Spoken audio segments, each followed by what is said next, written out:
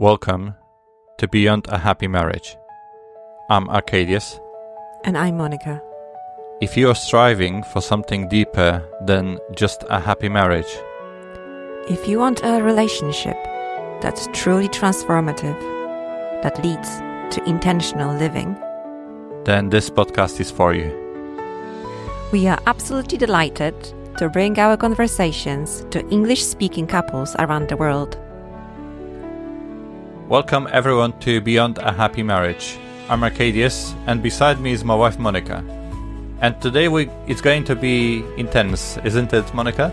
Yes, because we've just read research that fascinated me as a scientist. And you as a husband. Well, that says I'd rather surprised you, to put it mildly.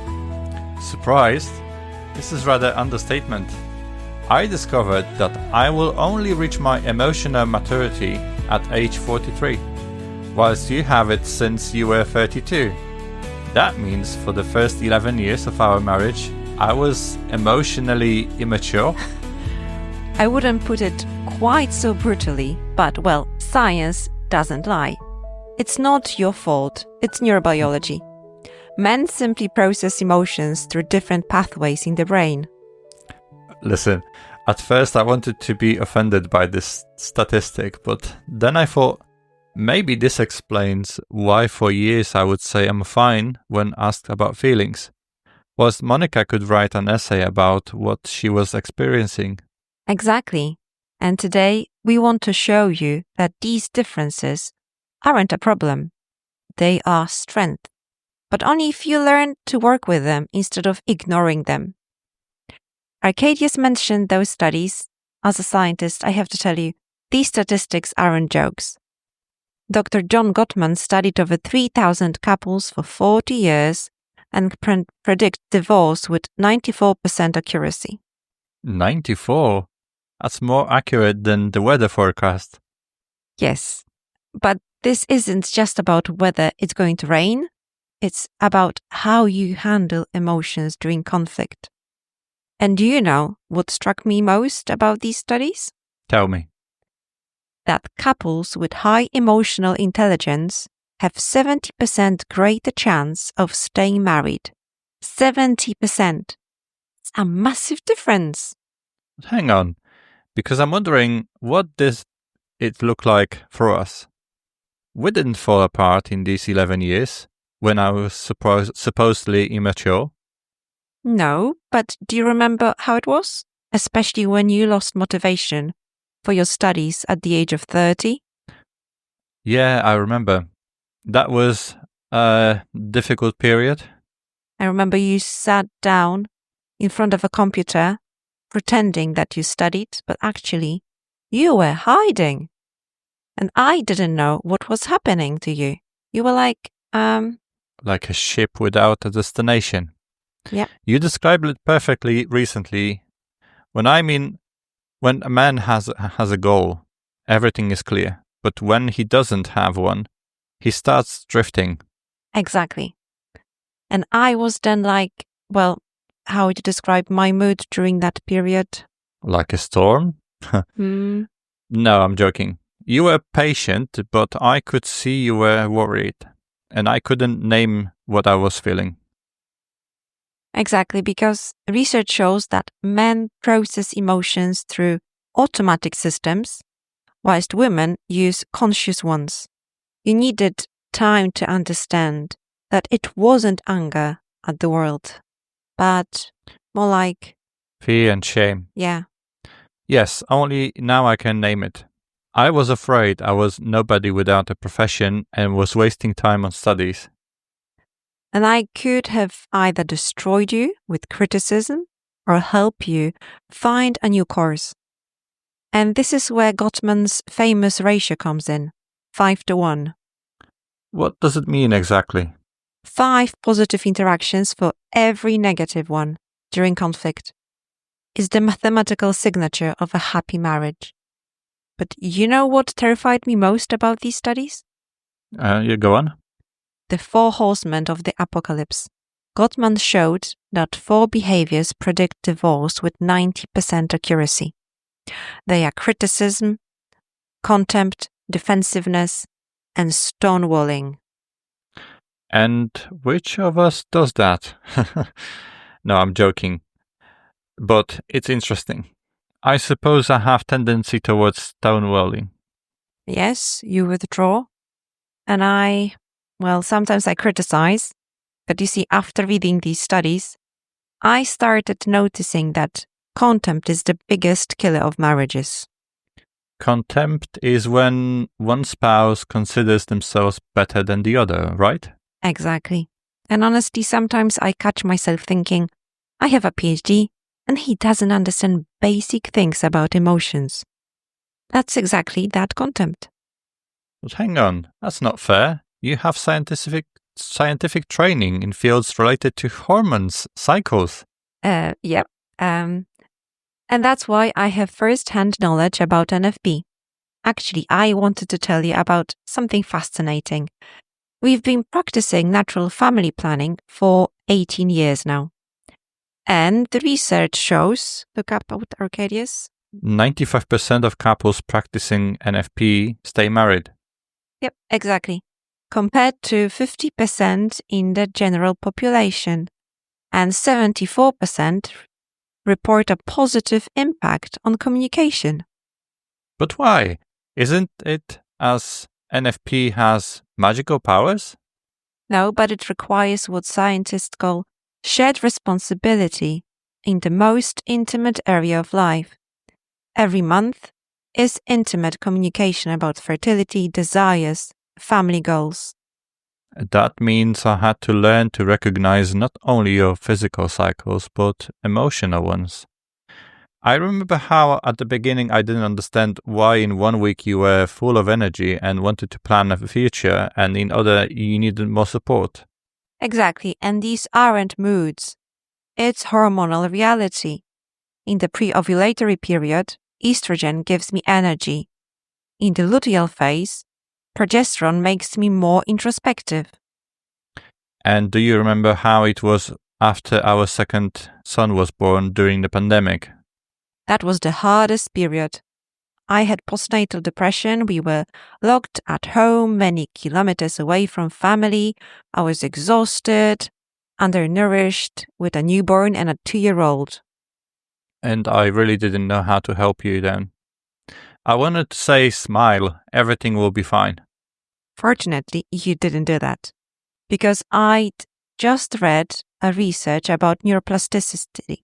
The adult brain remains plastic, but changes takes time. It wasn't a matter of stop being sad. I had to learn to be that ship that weathered the storm, not to give advice but to be present. And you know what was the hardest? That I felt responsible for the atmosphere at home. Because research shows that a woman's mood affects the whole house more than a man's mood. So when you were sad, everyone felt it. Yes, especially the children. They like emotional sponges until the age of 7. They absorb everything. Then I understood that it wasn't about not being sad. I was about taking responsibility for seeking help, prayer, conversations, and support. Exactly. And this is where what we've been thinking about lately comes in. Emotional maturity isn't about negative emotions. But what does that actually mean? Because I sometimes get lost in these definitions. Well, according to our reflections, it's primarily that a person feels good about themselves. Even when negative impulses come from outside, they know how to cope with them. But this is not by rejecting those emotions. No, that's exactly the difference. A mature person can observe their emotions, recognize them, agree that they exist, and then respond to them maturely. So, not following what the emotion says, but finding a moment of reflection. Yep. Because the worst thing is making decisions whilst in the grip of emotions. Do you know why? Tell me. Because our emotions are often not adequate to the situation. they stem from our beliefs, past experiences, not from what's happening here and now. Right, so let's give our listeners something concrete. What actually works? Well, Gottman has a brilliant concept of love maps. These are weekly 20-minute conversations about your inner worlds. We do this unconsciously. I think we ask each other what was happening in your heart this week. Yes, and this creates what research calls emotional banks, a buffer of tough times. But there is another tool that fascinated me. Tell me. It's the turning toward responses. When your partner says something like, "Look at that beautiful sunset," you can respond, without looking up from your phone, or "Wow, let's look together." And that makes such a significance? The statistics are brutal. In happy marriages, 86% of such signals meet with full response.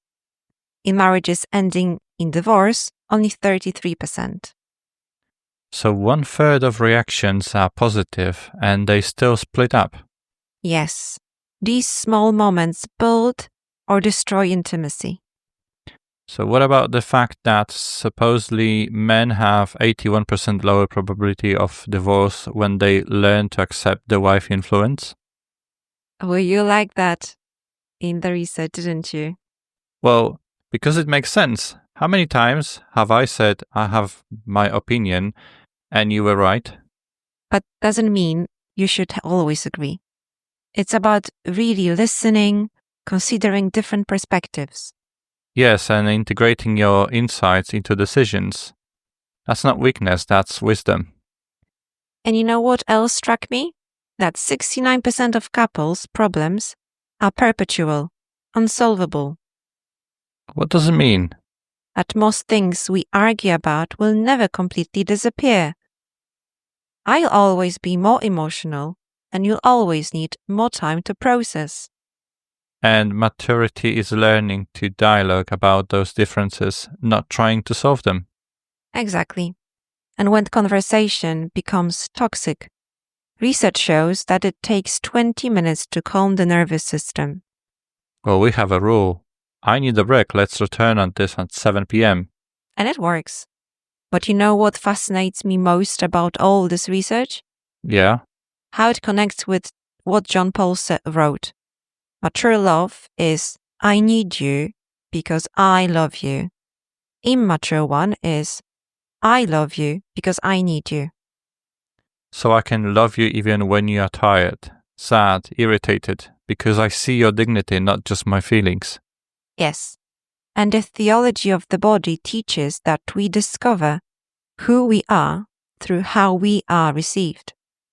When you accepted me with my postnatal depression, you helped me discover that I'm valuable, not for what I do, but for who I am. Listen, all these statistics, they are not just numbers.